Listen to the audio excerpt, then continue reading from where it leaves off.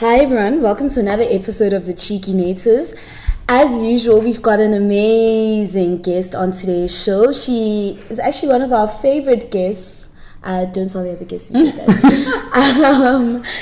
Her name is Sisonke Msimang. She is the author of Always Another Country, a memoir of exile and home, shortlisted for the Alan Paton Award in 2018. Her work focuses on race, gender, and democracy. She's written for a range of international publications, including the New York Times, the Washington Post, the Guardian, Newsweek, and Al Jazeera. Now that I've read the blurb, or some of it, it gives me great joy to introduce to the latest episode of The Cheeky Natives, Sisonke Msimang and her latest book, The Resurrection of Winnie Mandela, which charts the rise and fall and rise of a woman who battled the apartheid regime with uncommon ferocity. Sisonke Msimang argues that Winnie Mandela's involvement in violence was a function of her political views rather than a descent into madness, that she was a warrior, not a witch, and that like many men involved in revolution, she fought fire with fire. With a blurb like that, can we do justice to our guest?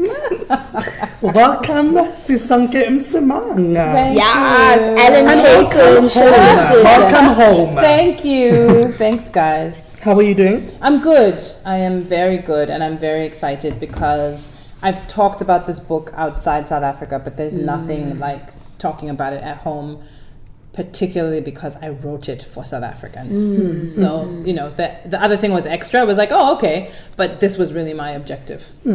So, I mean, we want to give people a taste of what this magic is. So can you please read for us? Sure. So I'll read from the chapter called Johannesburg. And it starts with a quote from the queen of literary bayness, Toni Morrison. How soon country people forget. When they fall in love with a city, it is forever, and it is like forever, as though there never was a time when they didn't love it. The minute they arrive at the train station or get off the ferry and glimpse the wide streets and the wasteful lamps lighting them, they know they are born for it. There, in a city, they are not so much new as themselves. They're stronger, riskier selves. Sure. You are 17. The city is large and busy and it stinks, but the women smell beautiful. They are perfumed and powdered and a little bit blurry from the beer they sometimes drink. The women you meet here in Johannesburg are all learning to be something new. The city seeps into you and makes you a new kind of woman too. You are innocent and young. You call yourself a country bumpkin, but you are not. The education you have had and the leadership skills and your father's lessons and your mother's death, the way you are in the world, all of this already makes you worldly. You fit here. You simply become more of who you have always been. Sure. Whew. All right. I mean, okay. We can end the podcast here. I think everybody's encouraged to go get Sisonke's book. It's available at all your favorite bookstores. Sure. So we read the Resurrection of Winnie Mandela sometime last year. We actually had an authorless book club. And it was amazing. We had such a great time. I can't believe it. I mean, you guys talk about innovation and disruption and taking books seriously and thinking outside the box.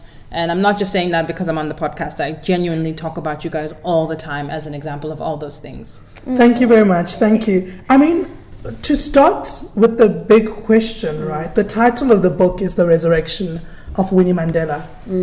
And you talk about it being a biography of survival. Why was it important for you to title it The Resurrection of Winnie Mandela? And I mean, as a lead up to that, you, in your introduction, which is powerful, you talk about how the world was not prepared for Winnie Mandela's death in the way that it was prepared for Nelson Mandela's passing. That's right. And why, and I mean, just as an add-on to what the Tlokonolo said, why did you think that was such an important fact to add in the introduction? I mean, you lead with this fact. Yeah. So in many ways, your questions are great because they dovetail so nicely. I mean, what you've just said really responds to the question. So because the world was not ready and we had not anticipated that she would go, for many reasons, when she passed away, I think many of us wanted her to come back. So with Madiba, there had been such a long preparation, and the country was ready because it was such a long illness, and he was so aged, right? And so there had been a real sense that the state was ready, the world was ready, there had been camera crews, I'll remember all of that drama back and forth and so on and so forth. So there was really a readiness. And part of the readiness, of course, functions as a metaphor for the care and deliberation with which Nelson Mandela's life was treated by this country. And some of the unreadiness when it comes to Mam Winnie was the lack of care, the lack of thoughtfulness with which she was treated by many in our country, including our state. And you saw that in the week following, that they were completely caught off guard, not just by her passing away, but they were also caught off guard by the response to her passing away. The mass outpouring of love and affection and tribute really took them by surprise. And if they had anticipated that, they would have been more ready. So this is really the genesis of the book. Watching this all happen raised many questions for me about the differential way that women are treated as heroes of the nation versus men as heroes of the nation, always in diminished status, almost always as afterthoughts, almost always as an invisible shadow to the great man. So I wanted to write into those questions. And you say, right on from the bat, you say, I won't pretend otherwise. I'm interested in redeeming Winnie. So what's interesting for me is this idea of resurrection, so wanting her to come alive. But more important, there's a redemption. That's right. Why do you think that she needed to be redeemed? That's right. And also at the time of her death, like you're saying, a lot of people were surprised by the outpouring of love, because it had almost become quite fashionable to speak quite derisively of Mam Winnie, to speak in quite negative terms. And I mean, that's also just in contrast to how Nelson Mandela was this shining hero, and she was almost the antithesis of that. Right? That's right. And then during the week, or just the weeks that followed her passing, there was almost this coming together of black feminists. That's right. And I wonder if in any way the work of those black feminists and that coming together also then influenced your desire to write the book in the way that you did. Absolutely. It definitely did. I think we all saw a moment of rupture in the narrative of who she was. And we took a hold of that rupture. When there's an opening like that, when a fabric is torn, you can either tear it further or you can try to patch it up. And I think what we decided to do was tear it completely off the main fabric of the nation and say, this is ours. We are going to claim this piece of the nation, and we shall name this piece of the nation Winnie. And we will talk about what this piece of the nation meant to us. And so the fact that happened amongst us severally really gave me strength. It gave me the sort of intellectual backing, and it made me realize that there was more to this than simply a short article. So yes, I definitely, again, I was very conscious that I was writing into a particular moment, and that moment was one filled with really interesting black feminist voices that were coming at issues in different ways, depending on our particularities, but with the same political agenda, which was to open out a conversation about the double standards, the hypocrisy, etc. And I suppose the redemption comes from that, right? There was this whole saga, effectively, she was called murderess. Yeah. There were all these bad words that were used. She was called the mugger of the nation. Exactly. And the redemption came from black feminists and even young feminists, young people of South Africa saying, nope, this is not the mother of the nation that you will treat like this. That's right. And so part of what's happening in a moment like that is it's also a time to step back and reflect on progress. So that kind of response is not possible without progress having already been made around a whole set of political and cultural markers. So I think had this moment happened 5 or 10 years ago, it might have been a different response. our voices might have been weaker.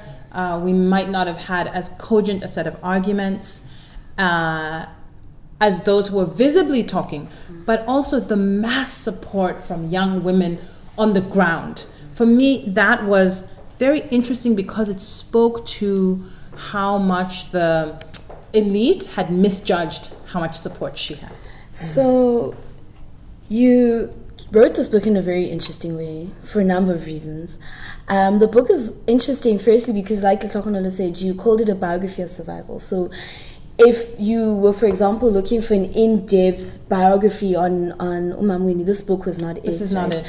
But also the fact that Mama Winnie has written about her own life. Yes, there is a lot of work. So there's I think a lot of biographical data. But I also just in response to that, I don't necessarily always believe that. I think we get to a point where people ask, how many more books will we write about Winnie? And then you see that library of books that have been written by Abraham Lincoln. So I also think there's always going to be room and space for us to delve a little bit deeper into the people we admire. But you also then wrote this book in the second person writing narrative, which is very interesting. It's not a device that you see commonly, right?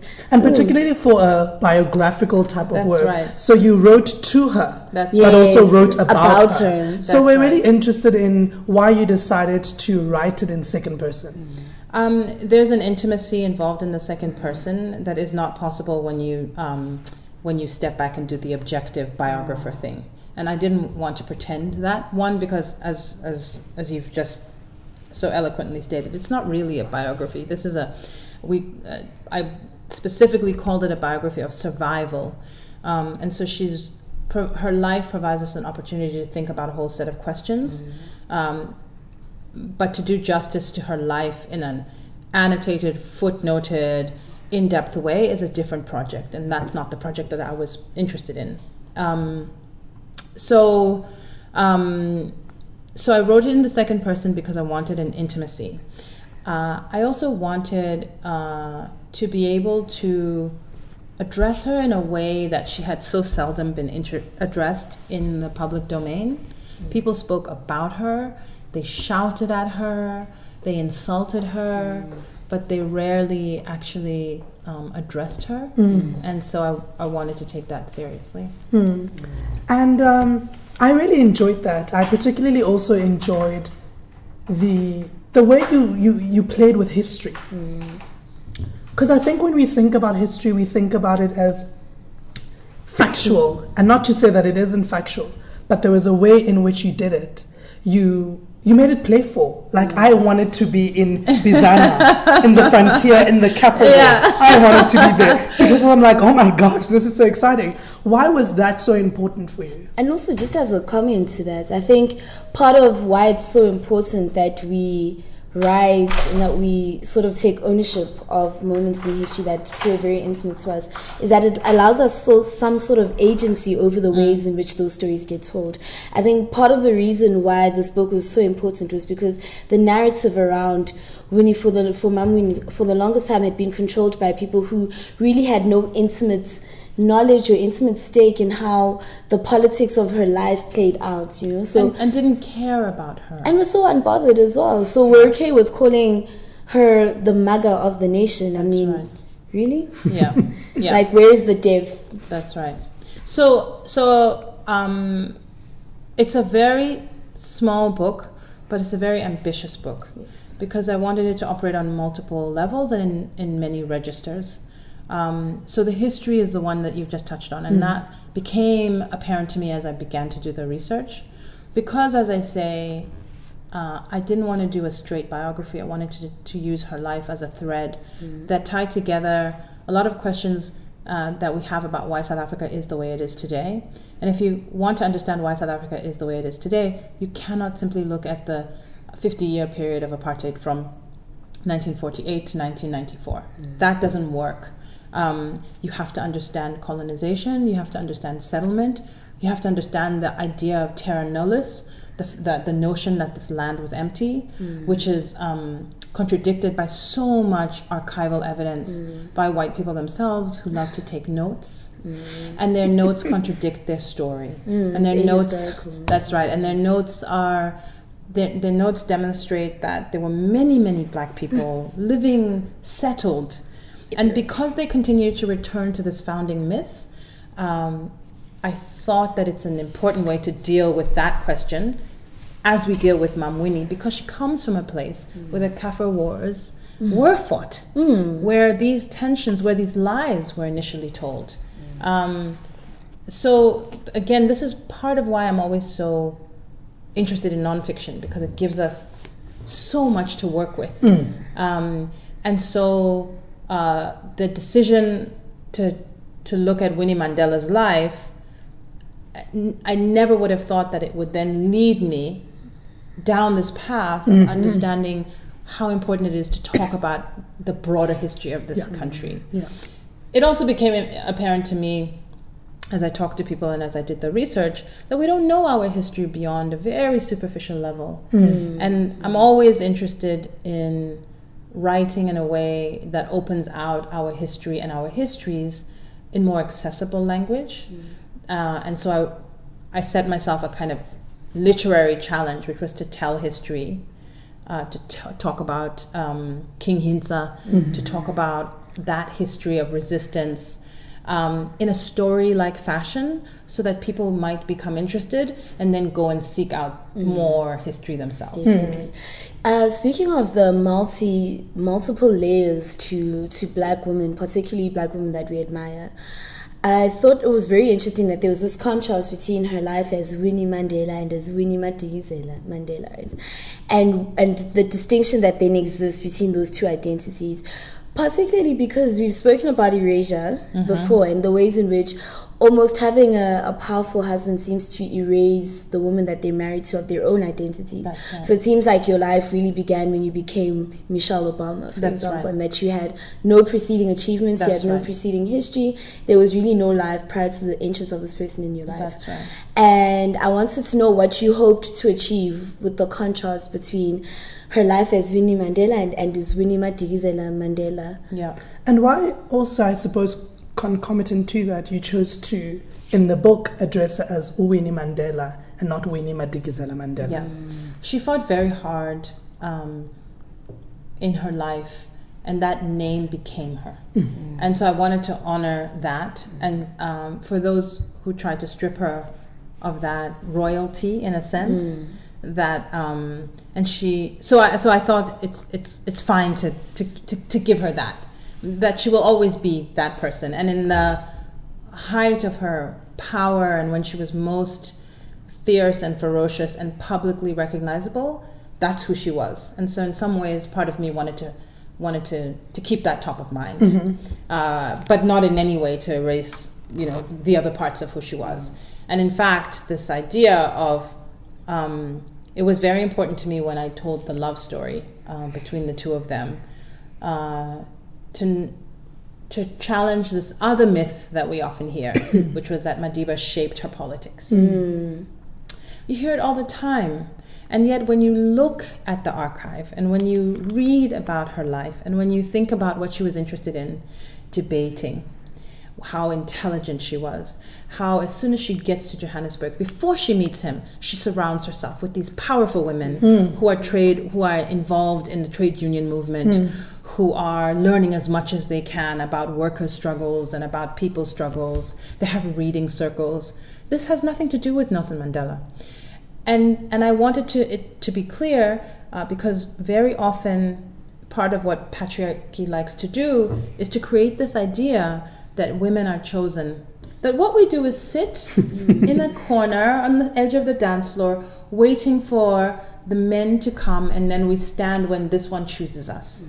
And Winnie Mandela chose him because he represented the political agenda that she believed in of her own accord. So they really are a meeting of political equals. I wanted that to be clear. I wanted to shift that narrative, because so often the story is told about how she was a country bumpkin and he found her, and then... And I liked what you did. You speak about she saw him before he saw her.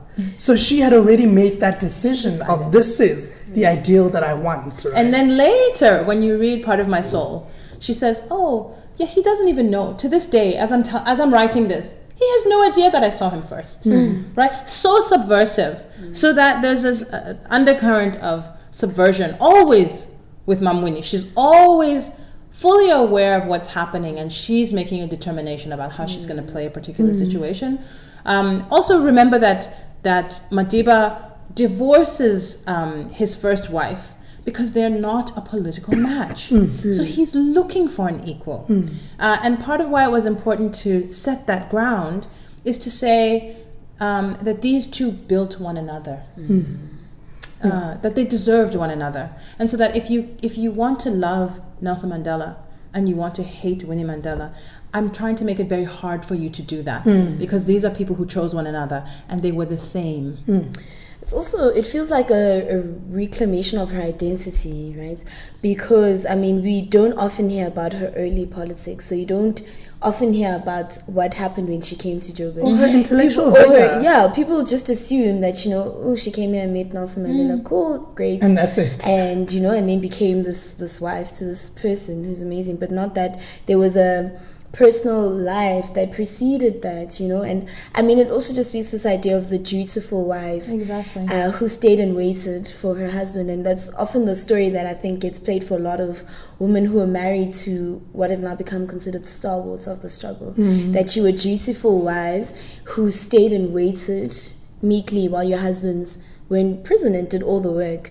And that's, sorry to interrupt, but that's why I love.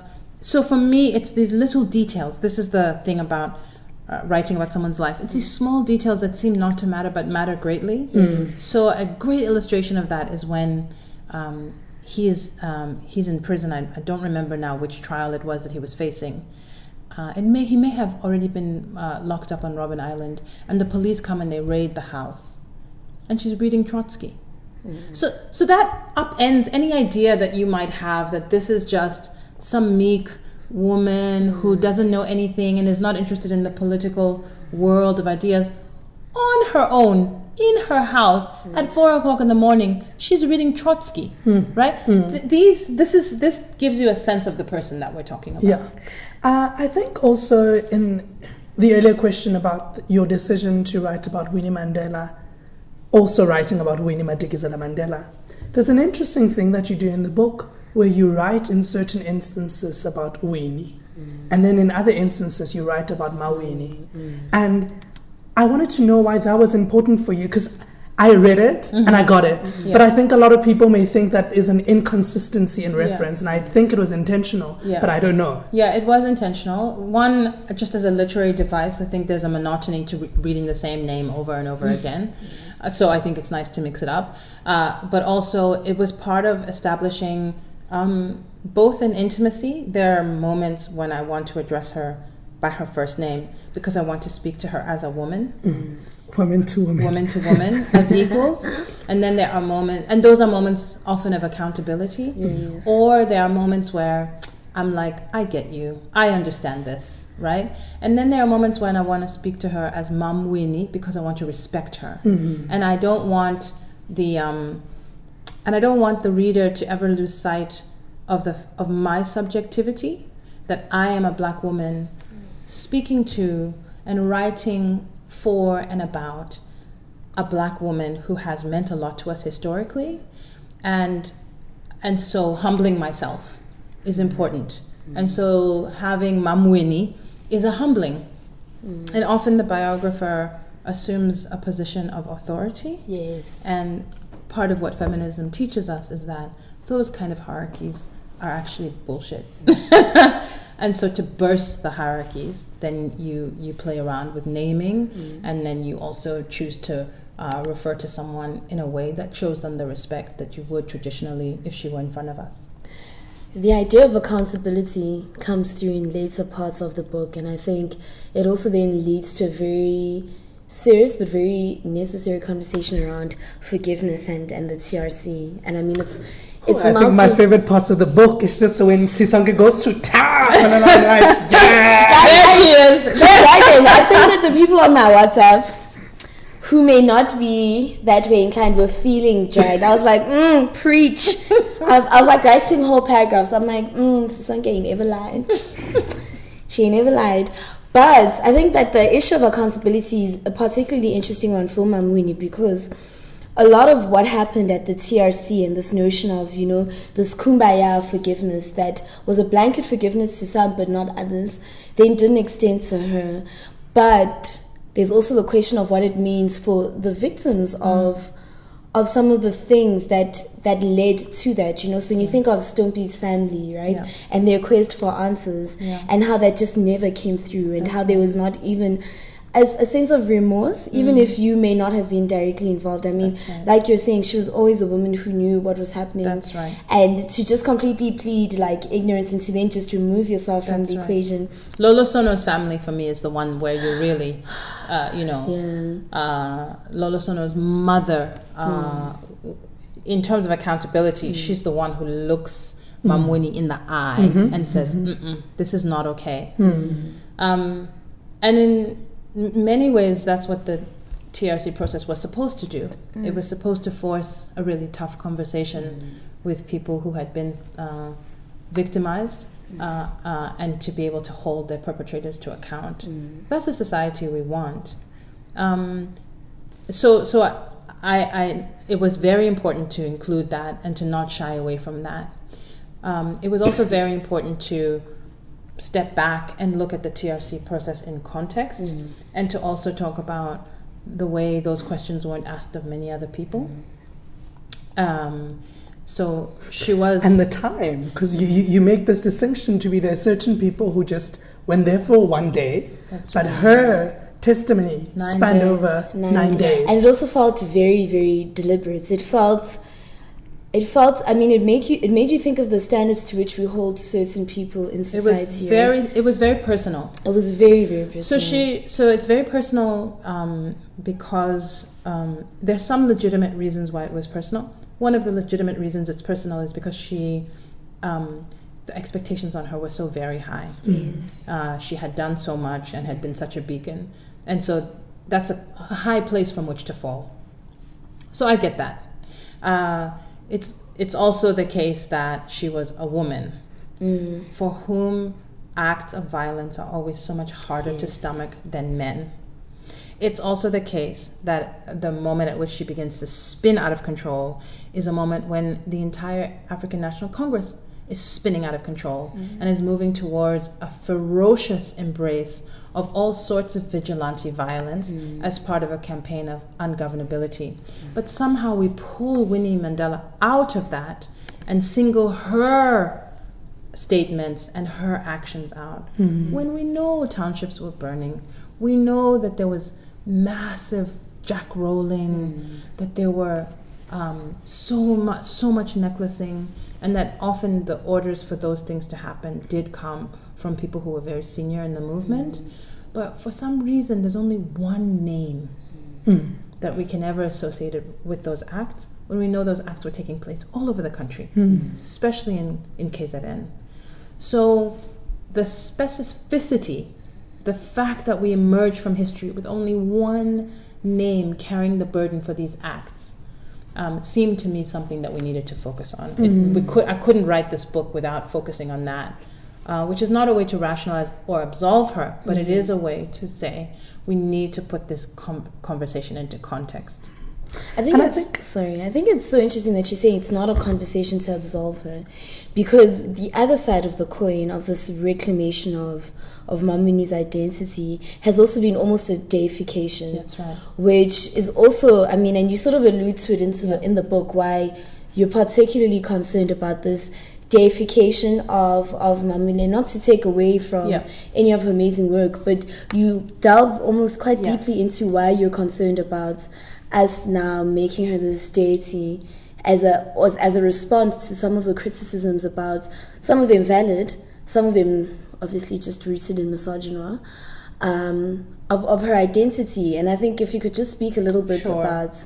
So what I want is fair treatment. right? That's what feminists want. That's what black That's people all we want. That's all we want. Fairness. We don't want to be men. That's we just right. want to be treated equally. So if we are saying that we want to build a society in which no act of violence is acceptable, and that the time where we draw the line in the sand is 1994, okay? If that's what we're saying, then all of those who perpetrated violence before 1994 ought to stand trial and judgment. And if only some are standing trial and judgment, then I have questions about the fairness of that process and how we then move forward. And it is important on some level to stand trial and judgment over people, which is precisely why I bring out of the shadows, because nobody ever talks about anyone except Stompie. And so I deliberately bring out of the shadows the 18 people who are associated in terms of disappearances and deaths who are associated with her.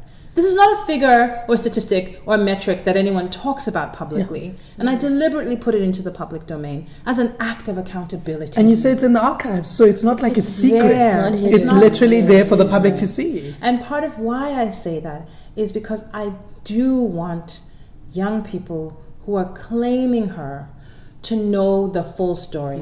Let us claim our heroes, knowing fully what they have done. In the same way that I want us to claim Nelson Mandela without deleting the fact that he claimed violence as a legitimate mode of struggle. At the moment, we claim him and we love him because of the love and the forgiveness. I want us to own our heroes in all of what they actually were. So that's what I'm trying to do with Winnie Mandela, in the same way that I tried to do it in my writing about Nelson Mandela, in the same way that I want to do it for all of us. So I don't want to make her a hero, nor do I want to make her a villain. Maybe that's a wrong statement. I want to make her a hero, but I want to make her a hero who you understand exactly what she has done. I think that's powerful because particularly for black women, we don't often get written about in all those kind of hues and tones, you know, and I think that's also a large part of the reason why in many ways Winnie became almost maligned, you know, is because we're not at a place where we haven't been given room to have an expression of identity that's quite full, so that you can be an icon, you can be great, you can be powerful, you can be all of these amazing things, but also participate in acts that are questionable and in acts of violence. And that necessarily doesn't demean or take away from your legacy, but it's also an accurate part of who you are. And that we can't feel slighted by the fact that we need to talk about Lolo Son, right? And the fact that even people who love Mam Winnie feel some kind of way about having to have a discussion about violence and Lolo Son makes you think of the ways in which we really characterize black women in this country and the ways in which we think about the fullness of black women. Because those are the same people who turn around and say, yes, Nelson Mandela may have some point advocated for violence, but it was in response to the time and right? But what's really interesting for me is returning to Alice Walker's essay in 1996 when she writes about the trial of Winnie Mandela. In the essay she writes, when she speaks about necklacing in particular, she says, she has not refuted the statement but claims it as taken out of context. It is interesting to note that others in the anti-apartheid movement, in moments of anger and grief, have, in their powerlessness, tossed out words of violence. Leah Tutu, for instance, the wife of Bishop Desmond Tutu, showed no compassion in stating to a television interviewer from South Africa Now, who inquired about her, the abuse and detention of police of small children and the arrest of her son, that she was so angry that if she had possessed a hand grenade, she would have thrown it, she felt sure, blowing the police to bits. But we don't elevate that story as in Leah may have been responsible for some of the burning that was happening. That's right. And Alice speaks about this idea of how the white supremacist government was targeting Mama Winnie particularly. So when we uplift the stories of Stompie, for instance, of Lolo, we uplift them not to talk about accountability, we uplift them to vilify her. So we're saying that this is this murderous woman. It's a different intention. Instead of saying, actually, Mama, which is what you seek to do and speak and bring to the discussion, that actually I want to hold her accountable. That's right. And I want to say, you know, Mama, sometimes, Yeah. you know, when the mother was It looking you in happened. the eye. It happened, and you know it happened, and you owe her that sorry. And you were, it was just a reaction that was so out of touch with what we had come to expect from the mother of the nation, you know, that like, she was almost blasé and unapologetic, and I mean, we praise that unapologetic, you know what I mean? So when I was just doing research for the podcast, there in so many articles, interestingly, a lot of them written by men, talk about, no shade to them, or maybe a little bit, talk about how she always had her right hand in the fist, her right fist in the air, and that's almost like the enduring picture of Mamwini. But it's like, no one ever wants to talk about her time in prison, which is something that you go into. Or Brandford. And I mean, you delve quite deeply into Brandford, you know, which you don't often hear about the town of Brandford and those years. I went there. I traveled there. And how was it? It was really interesting. It was very hard to be in that house. Like, I walked around the rooms, and it was so small, and it was so damp. And, you know, she was such a larger-than-life character, and the idea of her being in that little place, it just made me respect what she had gone through even more. It was also interesting because as I wrote, you're writing in a way that's building up to this moment in which she's going to do things that you don't like. And so it was really important for me to not prejudge that moment and to write with innocence her life until the moment when it's important to hold her accountable. That's when we hold her accountable, but not before. Don't write about her in a spoiled way before we get to that. And I think what people did was they looked back on her life with that lens, instead of giving her what she deserved. What I really also enjoyed about the Resurrection of Winnie Mandela was, when you speak about forgiveness, you speak about forgiveness as it's afforded to or not afforded to Mama. But you also speak about forgiveness in the South African polity. You're like, let's have this conversation about forgiveness. And let's have this conversation about what it really means to forgive. And why was it important for you to use that as a moment to be like, South Africans, we haven't spoken openly about this forgiveness? Especially because we seem to just oscillate in public debate.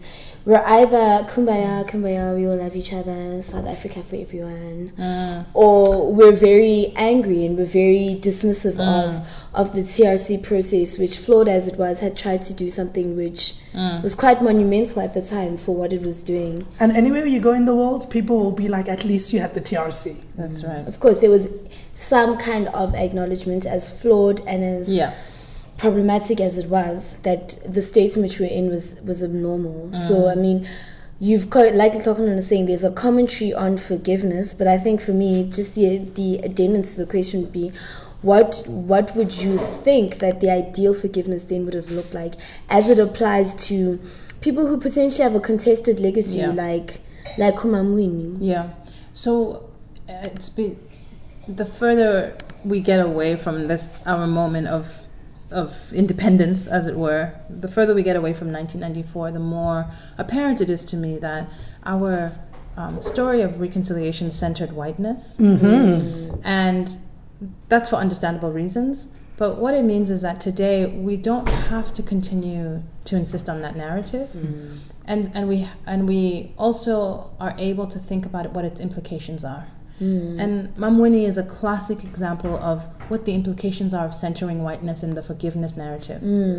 Because all of our energy and effort and tears and emotions are centered on saying it's okay to white people.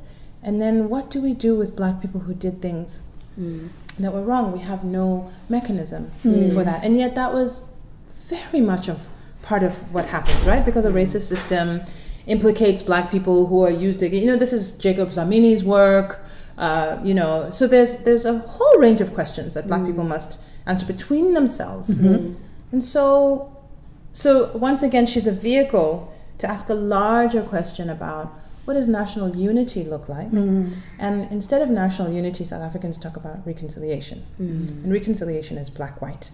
National unity is a bigger question. And you also use the word nation building. All So the you time. say that Yeah. her resurrection is perhaps this unended, nation building. It's Project. It's an opportunity for white people to reflect on how much they wanted to be forgiven and never themselves were able to forgive someone who did nothing against them. So the victims of Mam Winnie are all black children, right? And the hatred that white people have towards Mam Winnie makes no sense in that context. And their refusal to forgive her is a bigger question that I have. And it's the same community that expects us to forgive them. So this is the question that I think we have not yet reckoned with. And this is why this book Is here. So important. right? That's what I want. And so my introduction and my conclusion do a lot of heavy lifting. Yes, in they this do. book. They do. And that's probably my biggest critique of myself, because I wanted to work through a lot. And as I said, it's a small but ambitious book. But this is the core of the question that looking at the life of Winnie Mandela forces us to ask as a country. There's something you do that's very interesting in your book, which we've also found to be something that Panashe does in her latest book called These Bones Will Rise Again. So you speak about a frozen image. And Panashe speaks about this frozen image of Umbuye Nahande in Zimbabwe. And I was like, these books are perfect companions to each other. Great, and I haven't even read it, so So let's have a conversation. What's interesting is what she says. She says, to reimagine Mbuya Lillian's lost portrait is to begin to conjure up the galleries of portraits of African women erased from history through forced removal, migrant labor, rape by bus and fellow comrades, the exclusion of post-independence land ownership, domestic abuse, the treacherous road of cross-border trading, HIV/AIDS. To imagine these portraits of women erased from the arsenal of official history is to confront our compulsion to erase and mitigate their image in the story of our making. To reimagine the portraits of women such as Mbuya Nahande who have been enlarged and frozen is to confront our compulsion to reframe and distort their image in the story of our making. To imagine these women, both named and unnamed, is to face the historical presence of both psychological and sociological manifestation of cumulative and intergenerational trauma and triumph that have brought us, our nation, here. And she writes about this in the Zimbabwean context, but also in the South African context, because being a Zimbabwean South African. And I thought it was so powerful that you also speak about this frozen image of there is this ideality that we have about Umama Winnie. And we've frozen her there. That's right. And your book tries to disrupt that, right? To be like, actually... She was moving, shifting constantly. And that's why I, at the end, talk about, when she died, she was an old woman. She wasn't what you wanted her to be. She was who she became. And maybe that's also in part why people were so unprepared for her passing, was because they hadn't made room for the that possibility that she would die. But also just the possibility that perhaps she was just a living human being who moved and navigated different points in her life. That's right. And I mean, for people who really admire her and for people who completely vilify her, both of those things rest almost on just like a freezing of her Such in a great time. observation, Amanisha. That's a great observation. That freezing is the condition upon which you can adore her or hate her. And that if you see her as a woman in full, then it opens up all kinds of other possibilities for understanding her, for learning from her, whether that learning is positive or negative. And I think it's a great feminist work thinking about even this, These Bones Will Rise Again and the Resurrection, about the idea of Black women seem to be frozen in time. And even the freezing doesn't have to do with a particular moment, but it has to do like a caricature. That's right. Black women have strength. That's right. Black women can endure pain. And I think your book disrupts that. To be like, yeah, sure, she was strong, because strong people are the only people who can survive this apartheid system, who can survive apartheid prison. Yeah. But she was also other things. She was tender. She was loving. She missed her husband greatly. So much. I mean, for me, their love was it was very important to me to talk about that. In part because they have been pitted against one another as these people who we're either Team Nelson or Team Winnie, in a ridiculous fashion, but also because it is that place where they just adored one another. Yeah, it was very special and beautiful, and it allows us to see them as soft and as tender and not just fist in the air. Also, I mean, to then speak about her family, we don't often think about the relationships between people we consider struggle icons and their children, and what that looks like, what it looks like to have a mother and a father that people almost claim public ownership of. But also to be a single parent. I think that for 27 we've just years. erased that. We don't remember that here is a woman who was living in Soweto raising her daughters. And I mean, the other book written by another author who has to come on the podcast if he wants his name to be mentioned, then almost explores this idea of, the dutiful wife who then is sitting at home and waiting. But I think the reality of that is very, very different, and I don't think that we often delve into that. What the reality looks like of having to raise children while navigating police raids, while navigating a husband who is imprisoned. So you are effectively... And you're banned and you're not allowed to work. And you're not allowed to work. But you also, your life is not stagnant. And I think sometimes with this romanticization of the struggle and what it meant for the people involved in the struggle, we almost romanticize certain things. And I mean, there's really nothing romantic about the state in which she was living in. Was abnormal. And what would it have looked like had she been in prison for 27 years? Would there also then have been an expectation that she waits dutifully with legs crossed? I also think that this is part of why so many women love her. And this is why so many Black South Africans love her, because she is every woman. Yes. Because everybody knows what it's like to have your husband far away.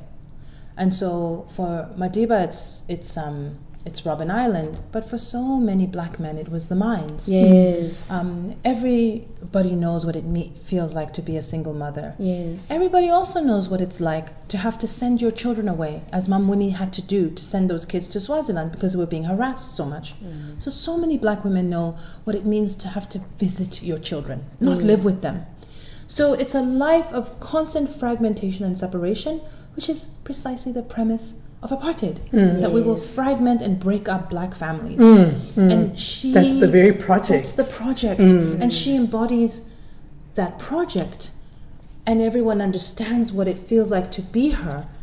But she speaks back. Yes. She says no. She fights the police. So she is our best selves. This is why Winnie Mandela, no matter what you want to say about her, how much propaganda and spies and how much you want to say, she did this and she mugged and she did, it doesn't matter, because that is indelibly what for 27 years people remember about her. That she stood up when they couldn't. And she endured what they endured. And it also cuts across class. I mean, the issues of class are coming to the fore, particularly for black people, because we're starting to ask ourselves what black unity looks like. And we often think of migrant labor and as sort of things that are a little bit distant from you, right? People don't make the connection between their migrant labor and I guess just the ordinary lived experience of even the most wealthy black South Africans, right?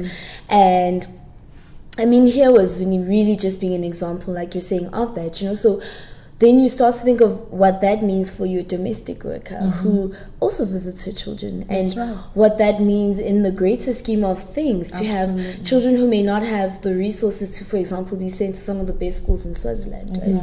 So what is the lived reality then? And also the idea that the apartheid project then didn't end in 94, if we're dealing with those kind of remnants of that project. And Mam Winnie really asked us to She forces all of those conversations, many layers, even things that I couldn't, even get to, right?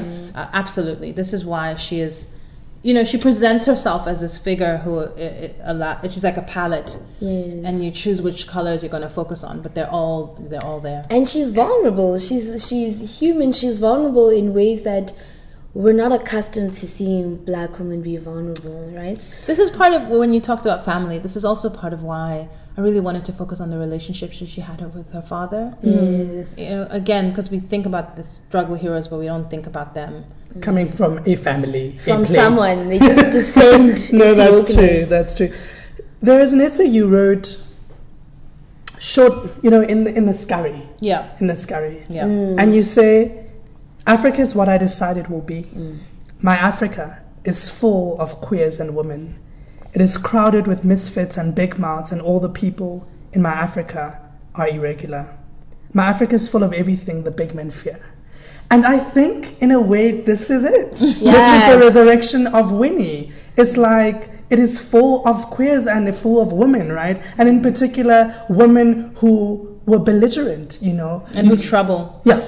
We also have to acknowledge Mam Winnie's homophobia. We also have to accept that part of what begins the Stompy chapter is this whisper that's put into her ear that that Bishop Paul Verlaine is a homosexual and that he's fiddling with the kids. It's classic trope that we use to other queer people, right? And so we also have to acknowledge that.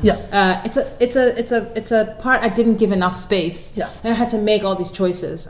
It's actually probably the one thing that I regret that I just didn't explore. But I think I agree, like I would have wanted more of that, right? Yes. But I think in some ways you do leave us open with Mam Winnie was not perfect. Yeah. Oh, there's no question about that. There is no good or bad. Yeah. There is complex. Yeah. There is big. Yeah. And let us read this legacy in this complexity. Because if we say no to Mam Winnie's legacy, then we should say no to Nelson Mandela's legacy. Absolutely. And if we say no to Mam Winnie, then there are many other people that we have to reconsider and be like, what are these choices that I've made, right? So I think in a way, for me, what the resurrection does is for us to sit back and, as your famous essay floating around, all our faves are problematic, is to look at that and interrogate for yourself whether you are going to continue defending someone but having the full information, or whether you're going to be like, you know what? This is not the hill that I'm willing to die on, so I'm going to let this one go. That's right. And I mean, I'm glad you reminded me of that essay because, in fact, that is, it definitely embodies a strain of my thinking. That it's part of what I'm always trying to do anyway. No matter the essay or the book that I'm writing, I'm always trying to problematize things that seem straightforward. Because life is too unstraightforward for that. I don't want to give this conversation space, but I feel that we just need to just 2 minutes. So there's this other book that came out around the same time that your book came out. And obviously this other book is a little problematic, but I wanted to know what your thoughts were, because I think the book is also sort of exists in the scurry that was happening around Mama's Winnie. There was these two opposites. Either people were vilifying her or people were praising her. And it exists in that. What are your thoughts around this other book? I haven't read it. Part of when you are trying to write something, you have to just write it and not engage with other things on the subject after a certain while, because otherwise you'll just be all over the place. And the two books, in fact, it came out right after.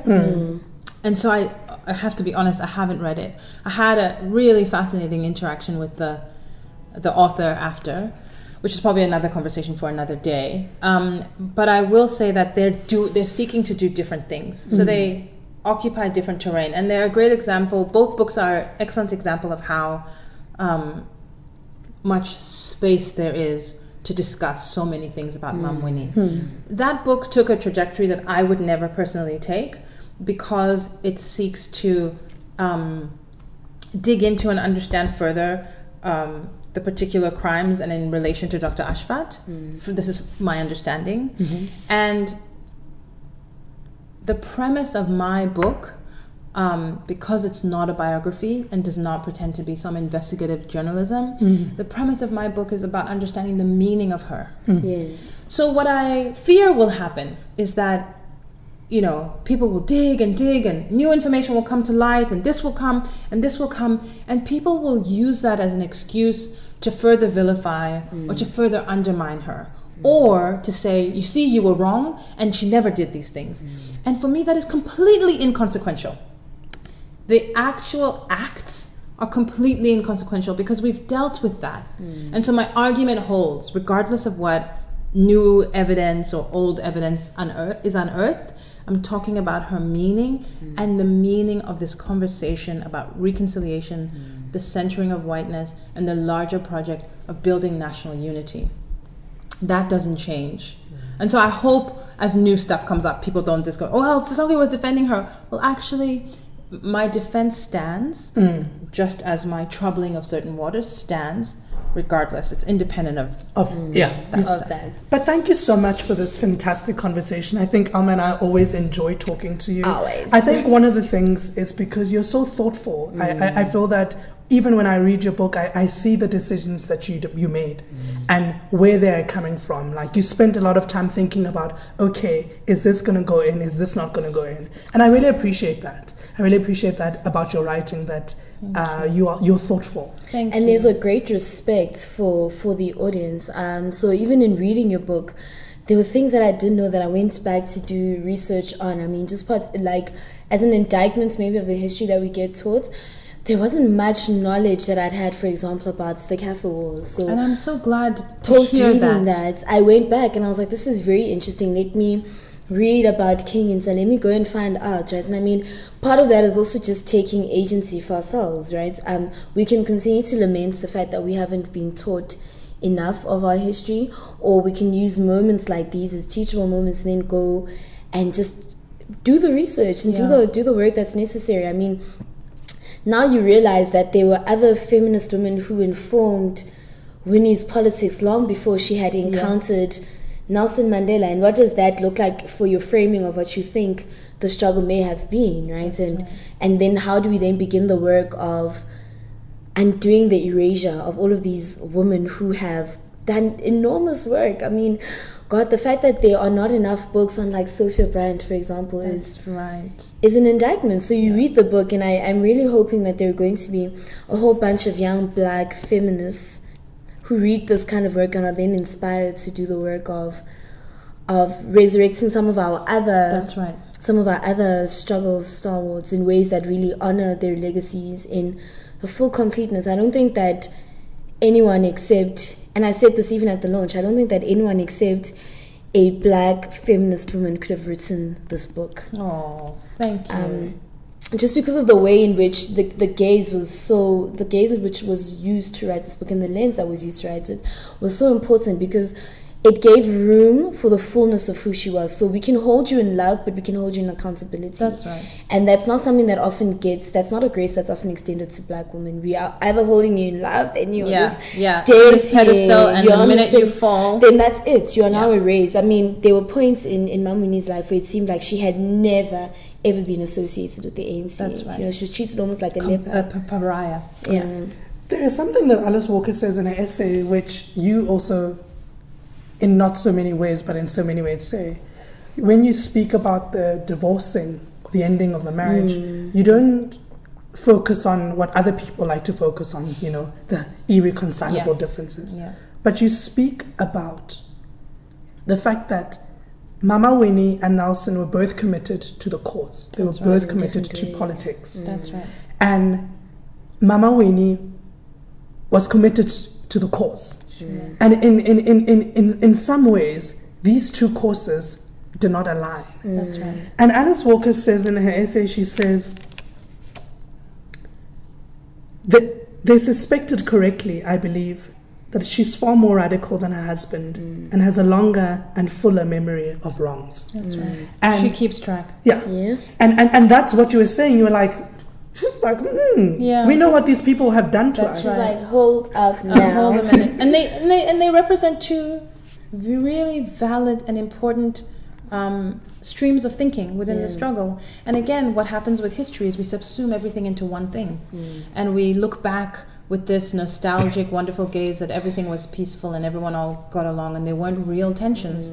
So again, their intellectual differences as well as the similarities make for part of why they loved one another so much, part of why their relationship was so passionate, but also why they were able to part, understanding that this was both political and personal. Yeah. And also this I feel like you touch on that this romanticization of history then robs us of the ability to call people to account. That's right. Whether it is Mam Winnie Or being called to account for the deaths of these 18 young people that we have just never really reached a full, disclosure on, or the ways in which Nelson Mandela acquiesced to certain people and what that means for the Rainbow Nation, right. And I think that is really the danger, and we saw it in those few weeks after Mamuni had died, how people were either just, completely deifying her or were vilifying her without really being honest to the history of things, because those things did happen in the same way that she was a strong, powerful woman who did amazing things. And saved many lives, let's be clear. Yeah. Yes. Right? If we want to start counting bodies, Yeah. this is a point I make, that the bodies that the mining houses that we can add up, if we wanted to stack bodies, I think that would be a very different accounting, but we don't talk in those terms. Or members of the killer squads Yeah. who were brying Exactly. while incinerating people's bodies and Yeah. have still not accounted for so many missing people. Like, there are so many people in this country who don't have closure. That's right. And the danger with this romanticization of the Rainbow Nation project is that it doesn't ask hard questions of those people, and this is why people can have the audacity to tell us that colonization was good. But also, it doesn't ask. So again, I have no problem if we're not going to ask hard questions because we decide collectively we want to move on. But then don't ask hard questions of Mom Winnie. Yeah. Just Of choose. no one. Yeah, Like, choose. And then Just choose. let's all move Just on. choose. Just choose. Let's One or all the move other.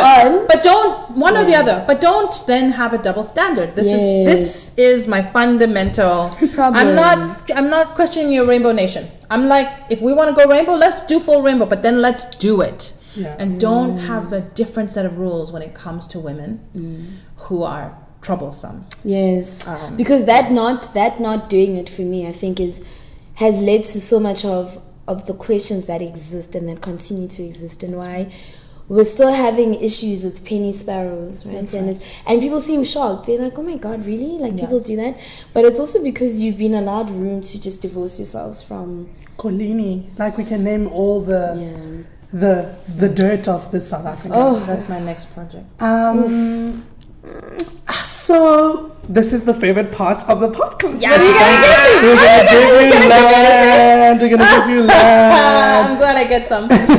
So we want to be in keeping with the work that you've been doing around Mama Winnie.